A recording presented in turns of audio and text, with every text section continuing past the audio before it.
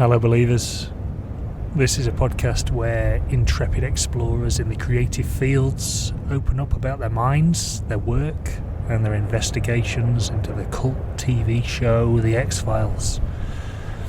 Join me on the slopes of Mount Vulcan, off for a quiet hike up here. Picking up quite a sweat, I can tell you.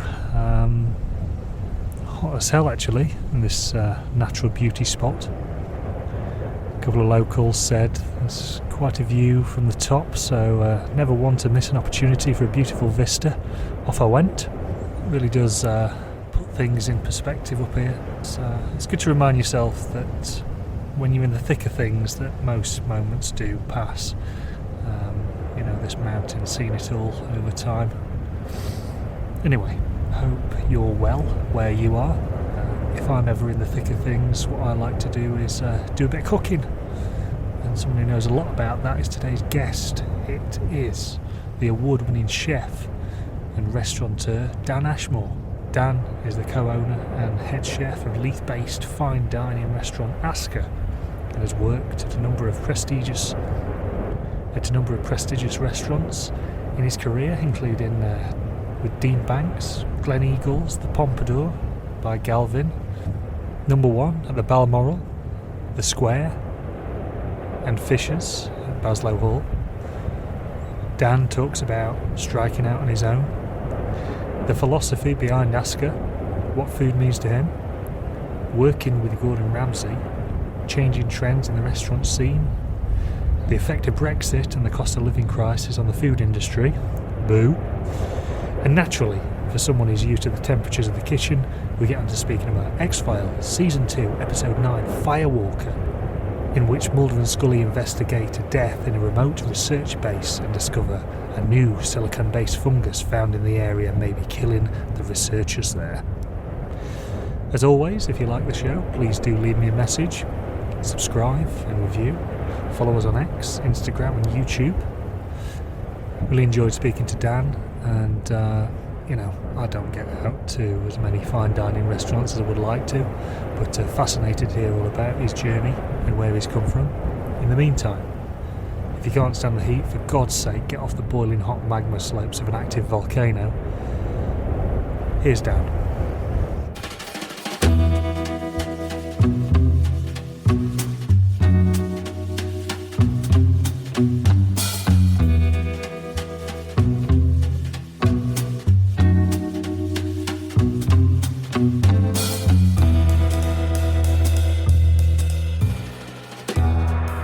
How are you? I'm all right. A bit tired, but I think that's to be expected, I suppose, with everything that's going on. But yeah, I'm good. How long have you been? How long has the new restaurant been open now? We are coming up to, I think, week 5. Right. But yeah, maybe a bit longer. Coming up to week 6. Yeah, it's good. It's going well. Yeah, is it? All the feedback that we've had has been better than we were hoping for, better than we expected. Well, not better than we expected, I suppose. I don't want to sound like I'm beating myself down. Yeah. But yeah, I think the feedback that we've had has been fantastic. Obviously, I think, hospitality's a difficult world right now, so we could be a little bit busier, but we're not bad. So, there's lots of positives coming out.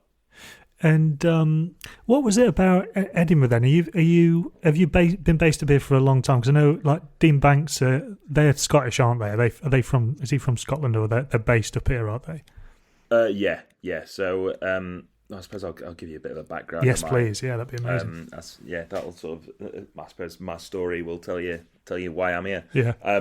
So born and raised in Sheffield. Went to the Sheffield City College, or what is now called the Sheffield City College, doing like catering and hospitality. Then, while I was working there, got a part-time job at a local one-star restaurant called Fischers at Baslow Hall. Oh yes, right. So beautiful country house hotel, 1 Michelin star, 4 rosettes, so like really, really high end. Worked there for about 3 years, part-time, then full-time once I'd left college, and then moved down to London, worked at a restaurant called The Square with a guy called Phil Howard. Yeah. So that was a 2 Michelin star restaurant. Did a couple of years there, then worked for a guy called Tom Aikens at his one-star restaurant, also in London. But while I was in London, I met Fiona, my wife. Right. And she's from Edinburgh. So I see, yes. That's sort of how we ended up here. Tom Aikens closed that restaurant, and we were sort of left with the decision, I suppose, of what are we going to do? You know, do I, like Fiona was looking at wanting to leave London at that point anyway. Yeah. I was like, well, we're going to go back to Sheffield or back to Edinburgh. Yeah. And the choice was kind of obvious. So although we should have gone to Sheffield, we ended up in Edinburgh. Yeah. Yeah. So no, came up to Edinburgh. Got a job at the Balmoral Hotel at their restaurant number 1. Yeah. So that, again, another 1-star restaurant. Was sous chef there for about 3 years, and then took on my first head chef role at the Pompadour restaurant that at that point was run by the Galvin brothers, Chris and Jeff. Yeah. After 3 good years there, the hotel decided to shut the doors on that. So I ended up at Gleneagles, did a couple of years at Gleneagles, then came down and helped Dean open the Pompadour again, but under his name. So basically, the way that it was with the Galvins was it was a management contract with the hotel. So the hotel owned the restaurant and everything. And, right. The Galvins got a fee for sort of helping to run it. So it was ultimately the hotel's decision. Whereas now with Dean, the way that we do it is we rent that space from the hotel. So it's right. It's a bit different now. So, well, I mean, that's you've crammed a lot. How long? You only look about 35 as well, so that's not bad. Yeah, well, I'm 33. So are you right? But I've been doing this since I was 15. So wow.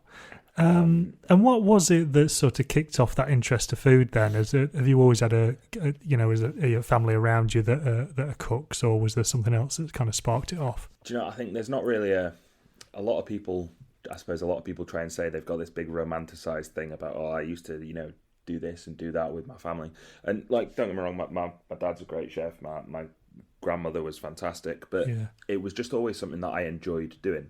When I was sort of at school and when I was leaving school and, you're doing your GCSEs and you're figuring out what you want to do with essentially the rest of your life, or that they put it as you like that, obviously they never tell you that you can chop and change and do whatever you want. But I was adamant that if I was going to commit to something as a career, it had to be something that I enjoyed doing. Yeah, sure. And like I did quite well at school. I, 5 A's, 5 B's in the GCSEs, and like I remember having teachers telling me, like, why are you going to go and cook? Like that's what people with C, D, and E grades go and do. Like, yeah, I've had a few. I think had a few guests on who have talked about the careers advice they had, growing up, and it all sounds dreadful. It all sounds like, no, you can't do that. It's going to be really competitive, or no, think in inverted commas, think a bit higher.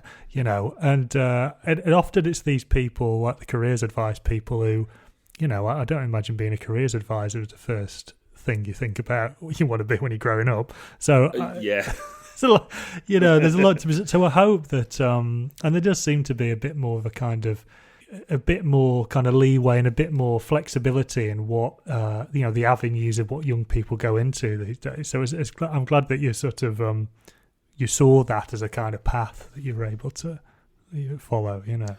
Yeah, I mean, like my mum and dad, my whole family were all really supportive and stuff. So they were just like, just go and do what makes you happy. So did that, and 17 years later, here we are. Wow.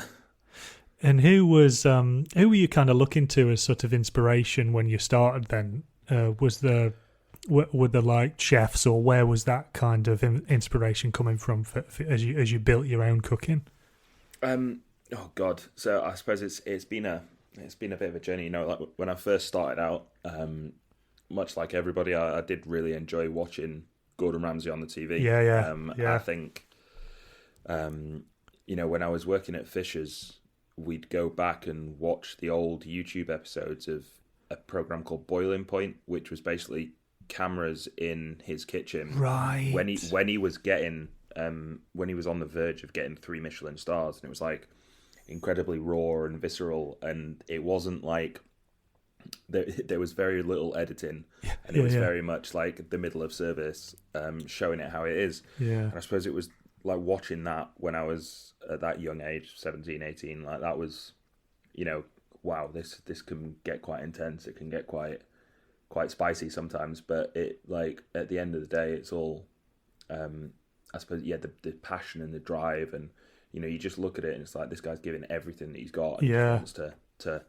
be the best, and that is massively inspiring. Yeah, the like kinetic energy of the kitchen and it working as a sort of machine, when it's sort of finely tuned, that's really sort of intoxicating, in a way. Yeah, there's a bit of magic to it, Yeah, I remember the first time I ever saw him, Gordon Ramsay, was that Faking It program. And it was like, he was one of the judges, and the general concept of the program was they get someone from a background that wasn't, it was from a different background to what the show was going to be about. And this particular show was, I can't remember the guy's name, like Galvin or something. He worked in a burger van. So it's, can we take Galvin from working in a burger van to working in a Michelin-starred restaurant? And he wasn't a judge, Gordon. He was one of the mentors was Gordon Ramsay. But it was like they jumped the first day, dumped Gavin into Gordon Ramsay's kitchen, and he was like saying, "Oh, what are you doing there then, Gavin?" And he goes, "Oh, I'm julienning some vegetables." And he goes, "Julian? Who the fuck's Julian?" Really, really went off. And I was like, "Wow, who's this person?" And where's he come from? And how is he allowed to speak to people like that? But I thought he was, he's incredible. He's incredible personality. So, I mean, is it actually a hindrance to be as sort of aggressive as he is, or is it just you just have to have a thick skin working in a kitchen? So, you do need a thick skin, but I worked for Gordon for 6 months. Right. And it was, so basically, when I joined Dean at the Pompadour to help him reopen it, I was approached by the Ramsay group to be the exec chef for Scotland. Right. And it was sort of, I had a chat with Dean. I was like, look, this is an opportunity that I just sort of can't turn down. So went and did it. And while the job itself was sort of not necessarily what I was looking for and what I wanted, and that's why I ended up going back to Dean. Meeting Gordon several times. He is like genuinely one of the nicest guys I've ever met. Right. So the first time I ever met him, was in one of his restaurants in London, and we sat down, and the first words he said to me were, "Dan, so lovely to meet you. How are Fiona, Zach, and Charlie?" So lovely, my wife and my 2 kids. So I've never met this guy before. He is one of the world's most famous and best chefs, and he's meeting me, who's just going to come and work for him, and he's gone to the effort of making sure that he knows who my family are and who are important to me, and he's asking how they are. Every time I ever spoke to him, every time I ever met him, nothing but respectful, nothing but like mentoring, you know what I mean? Like, yeah. And it is very much a TV personality that you see.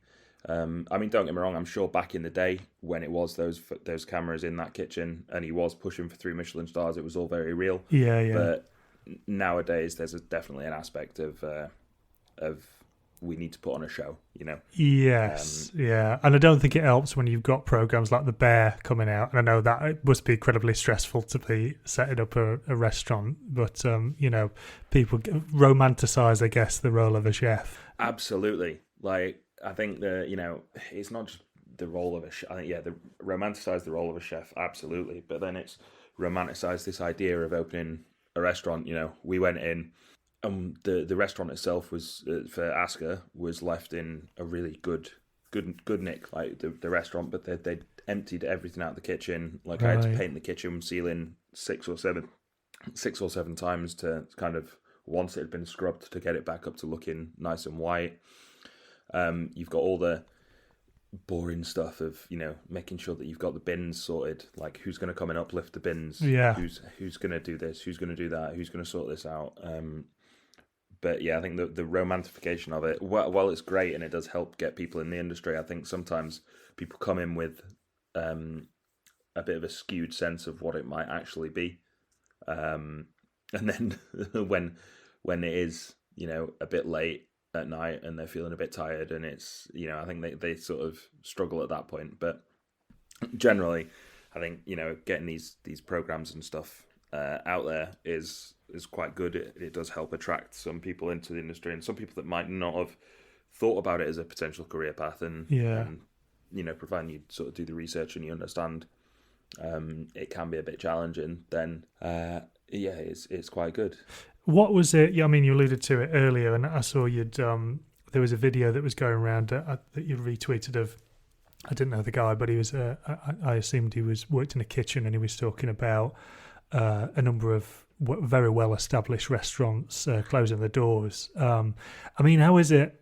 Is it, for want of a better word, on a knife edge, or is it like, and that's not a reason not to open a restaurant, obviously, but how much of a challenge is it? And it'd just be good to hear you talk about, what those challenges are. And is it, I guess a lot of restaurants are coming off the back of the pandemic, and, energy prices have been really high. But, I just the kind of, the day-to-day seems to me to be frightening, very overwhelming. Yeah, it sometimes does look like that. I think the challenges come in a multitude of different ways. The first challenge is, well, I say the first challenge, I'm only saying the first challenge because that's what comes off the books first, would be, so the VAT rate is at the minute it's the highest it's been in a very long time. Right. So I know it's, so, but the thing about the VAT rate is that 90% of the produce that we buy has no VAT on it. So if you imagine that you're a builder and you buy your wood, there's VAT on the wood, and then you charge the VAT to the customers, and then what you do is you can actually claim back the VAT from the government that you've paid. So it's sort of like it's a closed loop. Like you get the VAT, but then you claim it back. Yeah. Or you pay the VAT on your products, but then you claim it back. So the VAT that you end up paying the government isn't as much. Whereas for us, if we buy £100 worth of fruit or veg, we've not paid any VAT on that, so we can't claim anything back. Right. Whereas if a builder buys £100 worth of wood, they can claim back that 20% VAT, so it's actually only cost them £80 for a start. Right. So that's one of the challenges. The next one that's affecting everybody up and down the country is everything is going up in price. Yeah. And that's from the produce, the electricity, the gas, minimum wage, absolutely everything is going up. So everybody, and what I mean by everybody is the guests then have that impact attacking them as well. So they're going, oh, my food shop was more expensive this week. Maybe let's not go out for dinner once a month. Let's go out once every 6 weeks, or and it sort of it dilutes that potential guest pool down quite a bit. So it's a sort of a bit of a threefold attack really, in that the VAT needs looking at for hospitality, and I'm no economist. I don't know the best way to go about that. Is it that it's just lowered for hospitality? Is it that we pay VAT on the goods that we buy so that we can then at least claim it back? Yeah. I don't know. Then the next challenge is obviously the one that's affecting everyone. So it's the cost of living crisis, essentially. Yeah. And then the next challenge is, that the guests that were coming because of that cost of living crisis are now not coming quite as often. So right. And does that, I presume that would affect how you would put together a menu then, does it? Or you've been like, no, this is my vision for this. This is what it's going to be. Or do you have to be a bit more nimble in terms of how you put that menu together, like putting on lunch or what have you? Is there another way that you'd approach it? What we're doing at the minute, and again, we'll do things like we'll just put a wee deal on midweek for people that want to come for midweek, or we'll do something just to try and get the bums on the seats, and I think try and get the word out there, because realistically, I think what we offer is a reasonable price. We're always going to be a sort of an event restaurant, a celebration restaurant, that sort of an experience kind of thing. So we've got sort of two tasting menus. £85 and £115, but when you actually break it down, like if you have the £115 menu, you get about 17 plates of food put in front of you. Yes, so yeah. It's not wild. Yeah, I think it's good value personally. Yeah. So that's our sort of key offering, is we've got our tasting menus, and then what we're doing at the minute as well, we've got our lunch menus, so they're available Friday and Saturday. That's £35 for 3 courses. So it's sort of, we'll buy the food more sensibly. We won't necessarily buy a turbot, which is, an exceptionally expensive fish. Sure. But we'll still get good quality fish. We'll get beautiful Scottish mackerel or some beautiful Scottish hake, and we'll work with it sort of that way, and write a menu that we know isn't going to cost us too much, and we know it's going to bring good value to the guests to hopefully get them in. And then this week, we're doing a little 3-course dinner menu, just in case people are sort of maybe put off by a tasting menu. Yes. But I suppose we're just trying to be flexible, The joy of being part of a very small group of restaurants is, we can essentially be a bit like a speedboat in that water and really nimble, moving left and right where we need to, as opposed to a big corporate machine that, takes 4 days to turn like an oil tanker would, so. Right. I think, nice. I think that's sort of what we try and describe as, we're a bit more of a speedboat and a lot less like an oil tanker. And how are you? I mean, how often are you thinking about developing new dishes, and how does that process work? Is it, have you got an idea of a dish in mind before you start experimenting, or is it sort of like children's sort of playground? We'll try this. Let's see if that flavour works with this. Is it sort of mad professor, sort of laboratory to a certain extent? A little mix of both, to be honest with you. Yeah. I think, when we're coming up with dishes, we've got ideas and things, and we've got things that we know work well, right? You've got your classic flavours that everybody is aware of and knows. But I think at the minute the world's the smallest it's ever been, and what I mean by that is we get amazing Japanese products, yes. super fresh, straight off the plane, straight off the boats. And these are things that we've not necessarily seen before. So I think what we do at the minute and how we try and write our menus and make our dishes, we'll pick sort of a hero ingredient that, we're always speaking to the suppliers, I suppose, is the first thing. Right. So what's in season, what's available, what's a good price, So those sorts of 3 things will influence what goes on the menu. Yeah. As our sort of hero ingredient. And then from that, we'll sit together as a team. We'll come up with ideas either on our own or whatever, but there's a lot of communication, and we'll bounce ideas back and forth between everyone in the kitchen. Or what about this, what about that, what about that? Yeah. And once it's sort of done, we'll do them up, we'll try a dish, and then we'll work to tweak and change anything that might need sort of tweaked and changed. But I think I've been doing this for so long that I have a little, I suppose, a repertoire of dishes that yes, that I know work, and a repertoire of flavours that I know work. So I suppose what we'll do is we'll take dishes that I may have done before and we'll tweak them and elevate them and modernise them a little bit. And then when it comes to the sort of nutty professor experiment stuff, that's where we'll talk to our suppliers, and they'll tell us that they've got something that I'll have never seen before or never used, some mad fruit or vegetable from Japan or the middle of Africa or something like that, and we'll get it in and we'll just cook it. We'll try it. We'll eat it raw. We'll try it cooked. We'll try a variety of different things with it and see if we like it for a start. Because I think there's some people that just cook food and they don't like what they're cooking and they're just cooking it for the sake of it. And it's I want to make sure that everything that we're serving at the restaurant at the minute, that we love. So if we get a new wacky wild ingredient and it doesn't work, then goodbye, thank you. Cheers for the time. But it's it's a little mix of both, I think, in terms of the creative process. It's going on really exciting. Going on what we know, and then going on what we know, but then trying to figure out how we can modernize it and how we can change it and tweak it and not make sure that it's not stale. If you just do the same dish at the same time every year, everyone's going to get bored. Whereas, utilizing asparagus in loads of different ways, for example, this time of the year, is a great way to keep all the guys entertained and happy. And that's guests and chefs.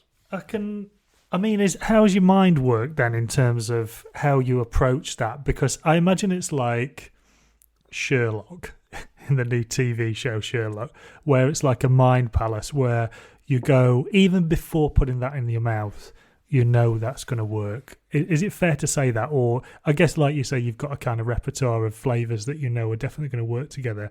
But as time goes on, do you end up with almost like you say a kind of sixth sense where you're gonna, even before you've tried it, that's going to work, and then when you try it, you're gonna know that's going to shift units. That's going to definitely be, or is there still an element of, roller coaster about it? There's a little roller coaster about it, yeah. And I don't know whether that's just a bit of imposter syndrome or whatnot. I did a little trial dish of a new scallop that we're looking at changing on Saturday. We've got these beautiful Italian tomatoes. We cut them into one big, quite not thick, maybe centimetre thick disc. Yeah. Hit it really, really hard, super close to the charcoal, just on one side, and then marinate it in a tomato ponzu. Dice the scallop up, mix it with basically a tomato puree that we've made from making a tomato consomme, so there's no waste. Then the tomato consomme we use as a sauce. We set into a jelly. We got some basil puree in it, and when we did it, I knew it was going to be tasty. But I think that added sort of surprise element of this Japanese tomato ponzu that I've only tasted raw, and not in the way that we were doing it, was like a pleasant surprise for me. So I think there's the underlying thing of I know that this is going to work together, but then there's that surprise of this element that I've added to it has now increased the acidity, so it's a bit more punchy, or it's a bit fresher. Yeah. And then we taste it, and we'll taste it as a team. We'll taste it all together, and we get everyone's feedback. Whether you're a pot washer or the owner of the restaurant, everyone's feedback is important because we get a variety of guests coming through the door. So yeah. We don't want to just be like, right, well, this is my restaurant, my food, this is how it goes. I want everybody to feel like they're part of that creative process. So I think that works in a myriad of ways. You've got more mouths are better than one. So yeah, everyone can taste it and go, I think it might need a bit of salt, or might need this, or might need that. Somebody goes, I could do with a bit of texture in that dish.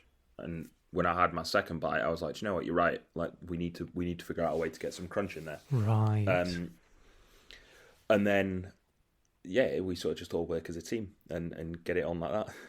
And that team, I mean, have you been affected by Brexit at all? We're not a politics, a podcast at all by any means, but I'm interested to know, what a turnover of staff's like. I know you only just started with Askr, but across the industry, is it difficult to retain staff? And has that been, what's happened with Brexit? Has that been a hindrance to getting new staff in?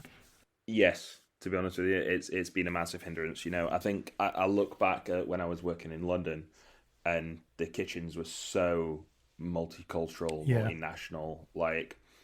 There was, and I say America and Australia. I know they're obviously not part of the Brexit issue, but there was so many people from all over the world, not just Europe, but all over the world, and that seems to have died down as well a little bit.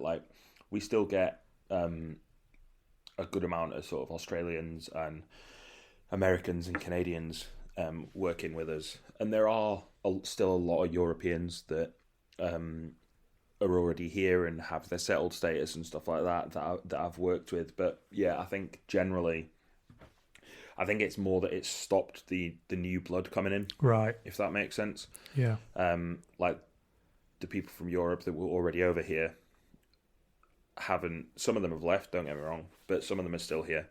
But I think the number of people coming in is now far below the number of people that are deciding to move back home. So it's definitely getting harder, and it still is getting harder by the day. More people that I worked with some fantastic Spanish chefs who are all planning on going home in the next 2 years. Right. But then there's not many new people from Spain coming across. There's not many new people from France coming across. So we're losing the ones that are here in the next couple of years, and the ones that are still over in their home countries aren't necessarily coming over because it's now a bit harder for them. Yeah. So, Depressing. It is, yeah, it is depressing. And it's turned an already challenging industry into something even more challenging now, But yeah, it's a shame, but you can only play with the cards that you've got. Yeah, so quite. we just keep on going. Even before I'd kind of looked at the menu of Askr, I was sort of really impressed by the branding. The logo you've got, how you're presenting yourself. My background's in communications. I thought it was very, very savvy. You inviting food influencers in. Is that all you? Or is that part of your wider team? And is it just a necessary? Not necessary. It's not evil, but is it just a necessary thing you need to do? Is you need to do that publicity, and that means engaging any means you can, influencers or what have you. But is that brand vision? Is that all yourself, or is it been a collective exercise? It's a collective exercise for sure. I think being part of the group with Dean, so there's Dean, myself, and Rory are the owners of the restaurant. Yeah. So between the three of us, we've all got certain skills, and we all fill gaps that others might be a bit weaker at, which is fantastic, to be honest with you. And it means like there's three heads instead of one when it comes to doing this stuff. And yeah, in terms of, I suppose, the brand, we had one idea, then we had another, and eventually we sort of settled on this. Right. And once we'd sort of found the food that we were going to be cooking, and we thought, right, we'll do tasting menus, we'll do it over the barbecue, like, what are we going to call it? And at that point, we had a few names, and we were doing a bit of research, and it was actually Rory that found Askr. Yeah. For what it meant, and it's like ash in Old Nordic. Yes. And we were like, that's fantastic. So it's like ash, barbecues, first part of my surname, like, let's go with that. Lovely. And then we were, again, like, just going back in, doing a bit of research on like Old Nordic symbols and stuff for the logo. Right. And the logo, the logo itself is, there's not a word for it in English, but in Old Norse, the most basic translation would be fire and happiness, sort of together in one. If that makes sense. Great. So, and that's how we ended up with that. In terms of the sort of the Instagram stuff that we're doing, that's just been me doing a video a day, not being too serious,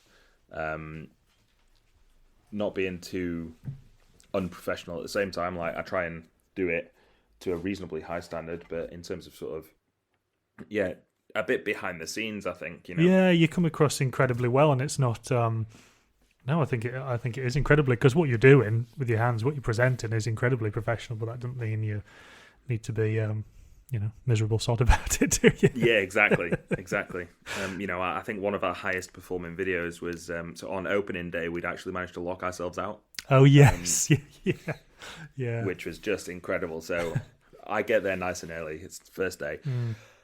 And the fish man's waiting outside because I told him I was going to give him a key because the fish guys are always in super early. Yeah. So I give him his key and I show him, because the top lock's a bit funny sometimes. So right. I unlock the door and I push it and it doesn't open. And I'm like, is somebody in already? Like, have they gone in, put the latch on and started work? So I went round the back. No lights on in the kitchen. The back fire door is just a single push bar on the inside. Right. And that's shut as well. And I was like, oh, no. I know what's happened. And I went back through to the front and I looked at the latch, and the latch is on. And I was like, I phoned one of my guys. I was like, did you put the latch on the door last night before we left? Because what we'd done is we all left out the fire escape. Right. But for some reason, he's like going around. He's like, just right, extra, be safe. Like, put the latch on and then leave. Yeah. So yeah. I drove to Screwfix, got some chisels and a hammer. Oh God!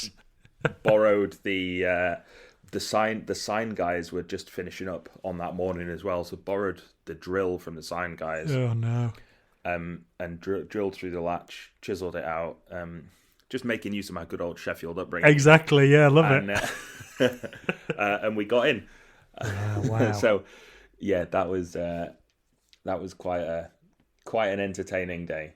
Yeah. But honestly, other than that, it's been like an absolutely perfect opening, you know? Oh, so pleased to hear it. And it's always the thing that you don't plan for, that, you know, you can plan for a million of different outcomes, and it's like, you know, we would have never thought that. No. So, yeah, it really goes back to what you're saying about being, you know, nimble. I think that's grand.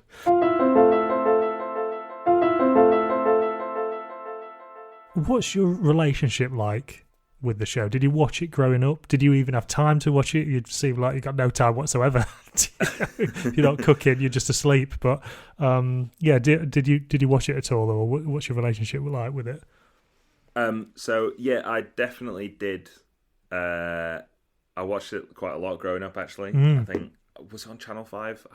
I don't know. I remember like it was more on the weekends, late night, chuck it on, and I wouldn't say I watched it religiously and in any form of chronological order, just because like I'd miss episodes when I was working and stuff. Yeah. But I definitely watched it. Definitely had a crush on Gillian Anderson. Yeah. You know, and yeah, I think it was. It was certainly a bit of a cult phenomenon, wasn't it? Oh yeah, totally. You know, massively influential, and I'm really excited to see what Ryan Coogler is, the new director, who's going to be taking it on, does in today's day and age. You know, today's politics. How is it going to react? You know, and is it even going to work towards that? So this episode we're talking about, it's season 2, episode 9, Firewalker, directed by good old podcast friend David Nutter. I'll not keep talking about how much I love David Nutter, but he's a great director. Written by Howard Gordon, and the general conceit of this episode is a probe, like a robot scientific probe called Firewalker, has disappeared in this volcano. There's a scientific investigation going on into what's happening in this volcano, and the beginning of the show starts. We get a classic cold open of Firewalker's been lost, or we've lost control of Firewalker, and there's various scientists watching these screens, fuzzy screens. They're watching the screens and they see a shadow moving over the camera where Firewalker is, and it's like, no one can survive in that temperature. It's ridiculous. And then they lose all contact with Firewalker.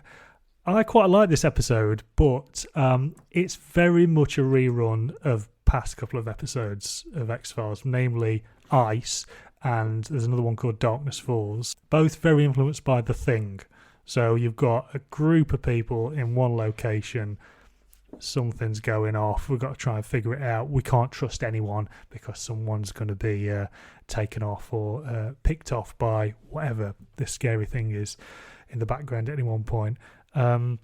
I mean, what did you think going into it? And is it? I guess it's quite a good one, this, because it is a Monster of the Week one, and there's not really a kind of alien mythos around it. But I thought it would be quite good because you're very familiar with hot locations, working in the kitchen, and there's a kind of there's a lot of vegetable references in this, which we can, I think, get onto. But no, it would just be good to hear what you thought of this particular episode. I liked it. Yeah, I thought. Do you know what I will say? Like, I was watching it last night, and it felt very 1990s, eh? Yeah, yeah. From the clothes to everything. Like, but no, it was good. I think couple of twists and turns. Yeah, something, you know, you sort of it leads you down a couple of little false expectations where you think I'll not try and spoil it, but where you think the main guy. Who actually turns out to be the only one that's not really any danger is the one that's going to be all the trouble, isn't it? So yeah, no, it was good. I enjoyed it. Yeah, we got a great cast for this one, including Shawnee Smith, who plays Amanda in the Saw films, and also Leland Orser, who I looked at what his character was called in Seven, and he's actually known as Crazed Man in a Massage Parlour. Amazing. I was like, what a credit. But he's the kind of lust victim, and he pops up in a lot of 90s TV and film. So again, it's a great cast. I thought there was some nice use of stock footage, because obviously they can't afford to actually go out to a proper bloody volcano. They've got to use what they've got. Very nice synth score from Mark Snow on this one feels quite... Again, it feels quite The Thing. It feels quite Carpenter, actually. But I did think, because like I say, they'd already done the Ice episode and they'd already done Darkness Falls. So I was waiting for Scully to say, oh, this is a bit like what we did in Alaska, isn't it? At least have a sort of reference so you don't take the audience for total idiots. But I like the fact that when we get to it, we realise that evil fungus, but the cordyceps, a bit like in the Last of Us TV show, that's what's to blame here. So we're on the lookout for spores and anyone infected by spores. And then when they do get infected, and when it pops out, it's almost like asparagus, isn't it? Yeah. It's a cross between that scene in Alien and asparagus growing, totally popping out of the neck. And there is there's some nice stuff as well, actually, like how they sort of how Scully avoids getting infected by these spores, because the spores are only like going to infect you for a short amount of time. She ends up getting handcuffed to one of the scientists, and she decides to kind of lock this person in another room, and so there's like a door between them. So I thought that was quite a nice little detail as well. But very tense.